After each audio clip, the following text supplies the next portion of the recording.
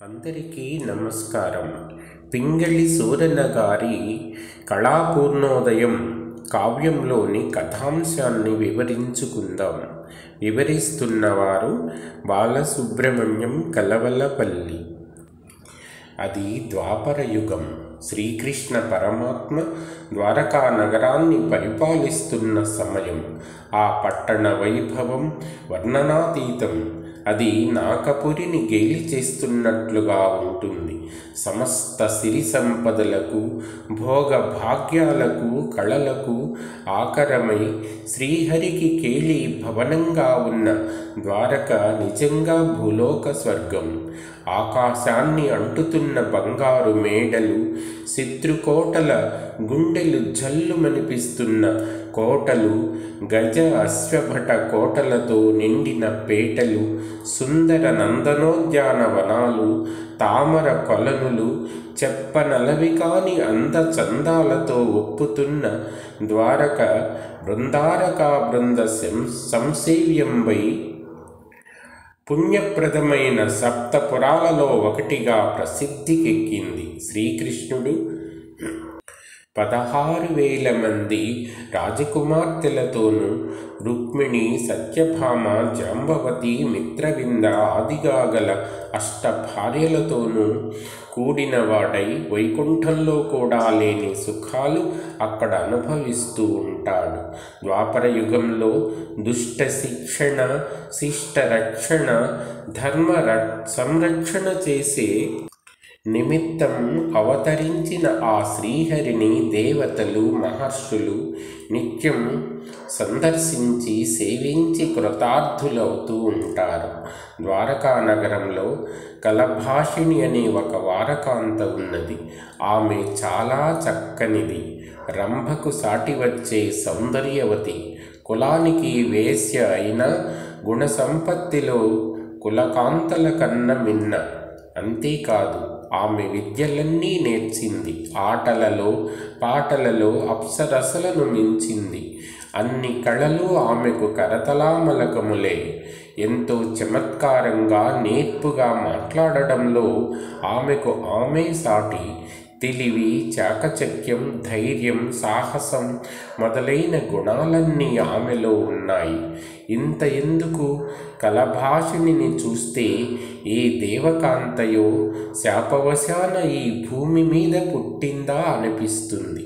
మెరుపు తీగ లాంటి మేను, చంద్రబింబం లాంటి ముఖము, తామర పత్రాల వంటి పెద్ద పెద్ద కళ్ళు, తళుక్కుమనే చంచలమైన చూపులు, వెన్నెల వెరిసినట్లు ఉండే నవ్వు, ఒత్తుగా తుమ్మెగల బారు కట్టినట్లు ఉన్న శిరోజాలు, నిక్క పొడుచుకొని ఉన్న గొప్ప చన్నులు, పిడికిటిలోకి చాలని సన్నని నడుము, బలిసిన పిరుదులు, నిండు యవ్వనంతో తొణికిసలాడుతూ ఉన్న విలాసిని ఆ కలభాషిణి ద్వారకా పట్టణంలోని విటుల చిత్తాలను దోచుకుంటూ వచ్చింది. రసికుడైన ప్రతివాడికి ఆమె మీదనే కన్ను. అయితే ఆమె ఎవరికీ వశం కాలేదు. అందరికీ ఆ సుందరి వడ్డించిన విందుగా ఉంటున్నది. ఔరా, ఏమి దీని చక్కదనం! ఈ యవ్వని సొత్తు కానున్నదో కదా! అలాంటి పుణ్యం చేసుకున్నవాడెవడో కదా అని పురుషులు ఎవరికి వారు తమలో తాము తలపోస్తూ ఉవ్విళ్ళూరుతూ ఉండేవారు.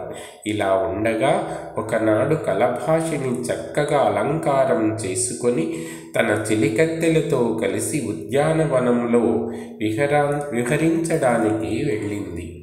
వసంత శోభలో వెల్లి విరిస్తూ అత్యంత మనోహరంగా ఉన్నది ఆ ఉద్యానవనం. కలభాషిణి, ఆమె చెలికత్తెలు ఉల్లాసంగా కబుర్లు చెప్పుకుంటూ, ఒకరినొకరు పరాచకాలు ఆడుకుంటూ వనవిహారం చేస్తూ ఉన్నారు. పరిమళాలు వెదజల్లే పూల పొదలు, లతలు తిలకిస్తూ వాటి అందచందాలను వర్ణించారు. ఈ పూలగుత్తులు నీ గుబ్బ చన్నుల వలె ఉన్నవే అన్నది ఒక చిన్నారి మరొక చెలితో. ఈ పున్నాగ కొమ్మలు చూడవే, ప్రియుడు దగ్గరికి చేర్చుకునేటట్లు నిన్ను బయటపట్టి లాగుతున్నట్లుగా ఉన్నవని ఎకశక్యమాడింది ఒక భామ మరొక కోమలితో. అదిగో ఆ పూల చెట్టు ముందరి కొమ్మలు గాలికి నిన్ను రమ్మని పిలుస్తున్నవే, పారిపోతావేం అన్నది ఒక నీలవేణి మరొక కీరవాణితో. ఇలా వారంతా నవ్వుతూ పేలుతూ ఆటలతో పాటలతో కొంతసేపు హాయిగా గడిపారు. వెన్నెల పండుగగా ఉన్న రకరకాల పూలు కోసుకొని కొప్పులో పెట్టుకున్నారు. తరువాత వారంతా ఉయ్యాలలోగడం ప్రారంభించారు. అప్పుడు ఆకాశ మార్గాన నారద మునీంద్రుడు వీణ వాయించుకుంటూ వెళ్తున్నాడు. ఆయన శ్రీకృష్ణ పరమాత్మను సందర్శించడానికి ద్వారకా నగరానికే వస్తున్నాడు. నారదుని వెంట మణికంధరుడు అనే శిష్యుడు కూడా ఒకడు ఉన్నాడు. అతను ఒక గంధర్వ కుమారుడు. వారు ఇలా గగన మార్గాన ద్వారకకు వస్తూ ఉద్యానవనంలో ఉయ్యాలలోగుతున్న యువతీమణులను చూశారు. వారి ప్రగల్భత గరిమ మణికంధరుడికి ఎక్కడలేని ఆశ్చర్యం కలిగించింది. అప్పుడతను తన గురువైన నారద మహర్షితో ఇలా అన్నాడు: మునీంద్ర, సుందర ఉద్యానవనంలో పూలతీగల తూగుతుయ్యాల ఊగుతున్న ఆ యువతులను చూశారా?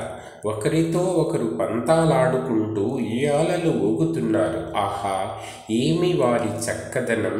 ఆ గబ్బిగుబ్బల వయసు కత్తెల కుసుమ కోమల పాదాలు చూశారా మహర్షి? వారు కాళ్ళు పైకి చాచి ఉయ్యాలలూగుతూ ఉంటే మెంటివైపు సాగుతున్న వారి పాదాల టీవీ చూడండి. అందంలో పందానికి రమ్మనమని రంభా, ఊర్వశి ఆదిగా గల అప్సరస కాంతలను వారు పిలుస్తూ కయ్యానికి కాలుదూవుతున్నట్లుగా ఉన్నది అన్నాడు. మణికంధరుడి మాట విని నారదుడు, అరెరే, నీవు సత్కవివి, నీవు చెప్పింది నిజం సుమా. నీవు చెప్పిన ఆ ఎలప్రాయపు మిటారి కత్తెల అందం నేనెక్కడా చూడలేదంటే నమ్ము. తూగుతుయ్యాలూగుతూ ఉండేవారి పాదాలు అలా పైకి పోవడం అప్సరాంగనల తలతన్నేట్లుగా ఉన్నవని నీవు చక్కగా వర్ణించావు మణికంధర.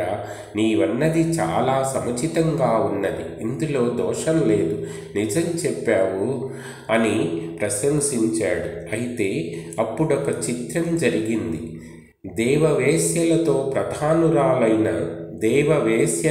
ప్రధానురాలైన రంభ, ఆమె ప్రియుడు నలకూబరుడు అదే సమయంలో ఒక దివ్య విమానం ఎక్కి మబ్బుల చాటుకుండా ఆ పక్క నుండే వెళుతూ ఉండడం తటస్థించింది. నారదుని మాటలు రంభ విన్నది. అందచందాలలో తనకు సాటి వచ్చే స్త్రీ 3 లోకాలలోనూ లేదని రంభకు గర్వం. అలాంటిది ఇప్పుడు సామాన్య మానవ యువతులను మహాసౌందర్యవతులుగా నారదుడు వర్ణించి ప్రశంసించడం ఆమెకు నచ్చలేదు. ఎక్కడలేని అసూయ పుట్టుకొచ్చింది ఆమెకు. మనస్సు చివుక్కుమన్నది. అమ్మా, ఈ నారదుడే ఇట్లా మాట్లాడుతున్నాడే అని కోపం కూడా తెచ్చుకున్నది. అయితే తన మాత్సర్యాన్ని, ఆగ్రహాన్ని బయటికి కనిపించనీయకుండా లోపల అనుకున్నది. నలకూబరుడితో మామూలు ధోరణిలోనే, విన్నావా ప్రియ ఆ మాటలు? కలహభోజనుడైన నారదుడే అలా మాట్లాడుతున్నది. సరే, మనం ఒక మాట ఆ మహర్షిని దర్శించి సముచిత రీతిని గౌరవించి వెళ్ళడం మంచిదనుకుంటాను అన్నది. సరే, అలాగే చేద్దాం అన్నాడు నలకూబరుడు. తరువాత వారు తమ విమానాన్ని నారదుని మాటలు వినిపించిన దిక్కుగా పోనిచ్చారు. ఇంతలో రంభ నలకూబరుల సంభాషణ నారదమునికి కూడా కాస్త చెవిన పడ్డాయి. ఎవరో మాట్లాడుకుంటూ ఇటువైపు వస్తున్నట్లున్నదే అని అనుకున్నాడు. కాసేపట్లో రంభ నలకూబరుల విమానం ఉదయాద్రి చాటు నుంచి బయటికి వచ్చిన బాలారుణ భాన భానుబింబంలా మప్పులను చీల్చుకుంటూ యువతలికి వచ్చింది. వారు తమ విమానాన్ని నారద మునీంద్రుని పాదాల కిందికి పోనిచ్చి ఆయనను సమీపించారు. అలా పోనిచ్చి పారిజాత సుమ సౌరభాలు వెదజల్లుతున్న తమ శిరస్సులను ఆ మహర్షి పాదపద్మాలపై ఉంచి ప్రణామం చేశారు. మాటిమాటికి ఆమెని పాదాల కళ్ళకు అత్తుకున్నారు. అప్పుడు నారదుడు వారి భక్తికి సంతుష్టుడై, మీరిద్దరూ ఒకరిపై ఒకరు వదలని ప్రేమతో కలకాలం వర్ధిల్లండి అని దీవించాడు. అప్పుడు రంభ నారదుని చూసి చిరునవ్వు నవ్వుతూ, మునివర్య, మీ ఆశీర్వచన ప్రభావం వల్ల మా ఇద్దరి మధ్య ప్రేమ చెదరకుండా కొంతకాలం నిలుస్తుందేమో, కానీ ఒక్క విషయం, ఇక మీదట నరభామినుల సోయగానికి ఈ నలకూబరుడు భ్రమసిపోకుండా ఉంటాడా అని నా సందేహం అన్నది. రంభ ఎలా చక్కనిదో అలాగే నలకూబరుడు కూడా చాలా చక్కనివాడు. ద్వారకాపురి ఉద్యానవనంలో ఉయ్యాలలు ఊగుతున్న మానవకాంతల సౌందర్యాన్ని నారదుడు ప్రశంసించడాన్ని మనస్సులో పెట్టుకొని రంభ అది సహించలేక ఆయనతో ఇలా ఎత్తి పొడుపుగా మాట్లాడింది.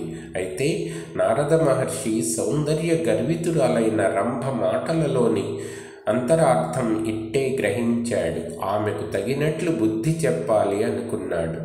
ఏమిటి రంభ, ఏదో వ్యంగ్యంగా మాట్లాడుతున్నావే, ఏమిటి సంగతి, అదేదో కాస్త విశదంగా చెప్పు, వింటాను అన్నాడు. సరే చెప్తాను, ఇలా విమానంలోకి దయచేయండి, వివరంగా మాట్లాడుకుంటూ వెళ్దాం. మహానుభావులైన మీ సేవాభాగ్యం కొంత దూరమైన మాకు లభిస్తుంది, మేము తరిస్తాం, రండి అని రంభ నారదుణ్ణి ఆహ్వానించి ఆయనను ఆయన శిష్యుడైన మణికంధరుణ్ణి తమ విమానంలో ఎక్కించుకున్నది. తరువాత రంభ నలకూబరుడు చెరుక వింజామరం తీసుకుని మనిషికి ఇరువైపులా అటొకరు ఇటొకరు నిలుచొని మెల్లమెల్లగా విసరడం మొదలుపెట్టారు. అలా వింజామరం వీస్తూ రంభ నారద మహర్షితో సంభాషణకు దిగింది.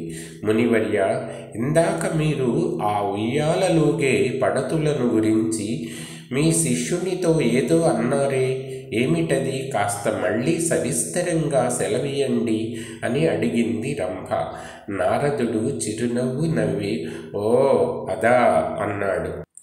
ఇందాక మణికంధరుడితో తాను ఏమైతే అన్నాడో అవే మాటలు అక్షరం పొల్లుపోకుండా మళ్ళీ వల్లించాడు. అలా వల్లించి అంతటితో ఊరుకోక, అవును, ఇందాక నా శిష్యుడితో ఇవే మాటలు అన్నాను, అయినా ఇందులో తప్పేమున్నది రంభ, అనకూడని మాట ఏదైనా అన్నానా అంటే చెప్పు, దాపరికం ఎందుకు రంభ, నీ మనస్సులో వేదన ఏమిటో బయటపెట్టు అన్నాడు. అప్పుడు రంభ నారదుణ్ణి చూసి, మహర్షి సత్తమ, మీరు పెద్దలు, త్రైలోక్య ఆరాధ్యులు, మీరు ఏమి అన్నా చెల్లుతుంది, మిమ్మల్ని అడ్డువారు ఎవరున్నారు, ఇదేమని ఎవరు అడగగలరు, అయినా ఏం చూసి అటువంటి మాట అన్నారా అని అడిగాను, అంతే అన్నది లోపల రోషం పట్టలేక.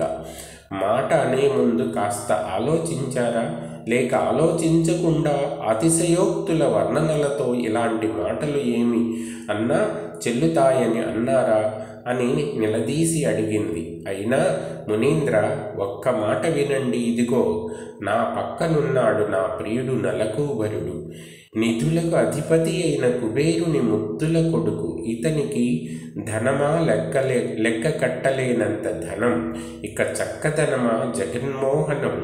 ఈ నలకూబరుడు అంటే చాలు 3 లోకాలలో ఉన్న సుందరాంగులంతా నేనంటే నేనని ఉరుకుతూ వచ్చి ఇతని కౌగిట్లో వాలిపోతారు. మరి ఇలాంటి నలకూబరుడు నన్నే వలచి నన్నే కొలచి ఎల్లప్పుడూ నాతోనే ఉంటున్నాడు అంటే దాని అర్థమేమిటి మునీంద్ర? చక్కదనంలో నన్ను మించిన వారు లేరు అనే కదా అని మనస్సులో ఉన్నదంతా వెళ్ళగక్కింది. రంభ మాటలు విని నారదముని ముసిముసి నవ్వులు నవ్వాడు. వనజాక్షి, నీ ప్రియుడు నలకూబరుడికి నీ మీద వల్లమాలిన ప్రేమ ఉండడం చేత నీవు ఏమనుకున్నా చెల్లుతుందమ్మా నీకు. అయినా రంభ, నీకు ఒక్క సంగతి చెప్తాను విను. అన్ని రోజులు అలాగే ఉంటాయని అనుకోకు. ముందు ఎప్పుడేం జరుగుతుందో ఎవరికి తెలుసునమ్మా. నీకు సవతిపోరు ప్రాప్తిస్తుందేమో, ఎవరు చెప్పగలరు? అది ఎట్లా సంభవిస్తుందో నీవేమైనా కలగన్నావా? నీలాంటి చక్కని యువతి అతనికి, నలకూబరుని వంటి చక్కని యువకుడు నీకు తటస్థపడి మీ హృదయాలు కలచివేస్తారేమో, ఎవరికి తెలుసు? ఈ ప్రేమలు, ఈ పొంగిపోవడాలు ఎంతసేపు అని చల్లగానే మెత్తని కత్తితో కోసినట్లు చెప్పాడు నారద మహర్షి. అది విని రంభ, మునీంద్ర, మీరు నవ్వులాటకు ఏదైనా అన్నా అది వ్యర్థం కాదు. మీ వాక్కు అమోఘం. ఇలాంటి మాటలు నేను వినలేను. ఇక ఆ విషయం పోనివ్వండి, నన్ను మన్నించండి అంటూ నారదుడికి మొక్కింది. అంతటితో ఆ ప్రసక్తి ఆగిపోయింది. తరువాత నారదముని ఆజ్ఞానుసారం ఆ విమానం కలభాషిని విహరిస్తున్న పూలతోటలో దిగింది. నారదుడు, మణికంధరుడు విమానంలో నుంచి దిగారు. రంభ, నలకూబరులు మరొక మాటు వినయపూర్వకంగా మహర్షికి నమస్కరించారు. ఆయన వద్ద సెలవు పుచ్చుకున్నారు. అల్లంత దూరంలో కనిపిస్తున్న ద్వారకాధీశుడు శ్రీకృష్ణ పరమాత్మ దివ్య భవనానికి చేతులెత్తి మొక్కారు. మళ్ళీ తమ విమానంలో అక్కడ నుంచి వెళ్ళిపోయారు. ఇక కలభాషిని సంగతి. ఉయ్యాలలూగుతున్న ఆ సుందరాంగి ఇంతకు మునుపే తనకు చేరువగా వినవస్తున్న వీరి సల్లాపాలు చెవిగొక్కి విన్నది. తరువాత ధగధగా వెలుగుతూ ఆకాశం నుంచి కిందికి దిగివస్తున్న దివ్య విమానాన్ని చూసింది. ఎంతో ఆశ్చర్యపడింది. ఆ విమానం తనకు దగ్గరగా వస్తున్నప్పుడు అందులో ఉన్న నలకూబరుడు ఆమె కంటపడ్డాడు. అతని రూపురేఖ లావణ్యాలు, అతని వైభవం చూసి ఆమె ముగ్ధురాలైంది. కానీ ఆ అందగాన్ని ఎంతగా చూసినా ఆమెకు తనివి తీరేటట్లు లేదు. అందుకని పైన విమానం వెళ్తూ ఉంటే వారు చూడకుండా దాని క్రిందిగా పొదరిండ్ల చాటు నుంచి వారి మాటలు వింటూ కొంత దూరం వెళ్ళింది. తరువాత విమానం చాలా దూరం వెళ్ళిపోగా ఆమె మళ్ళీ వెనక్కు వచ్చింది. అలా వస్తూ, ఆహా, ఇంత అందగాన్ని తన వశం చేసుకున్న గర్వంతో విర్రవీగుతున్న ఆ సుందరాంగి ఎవరో కదా.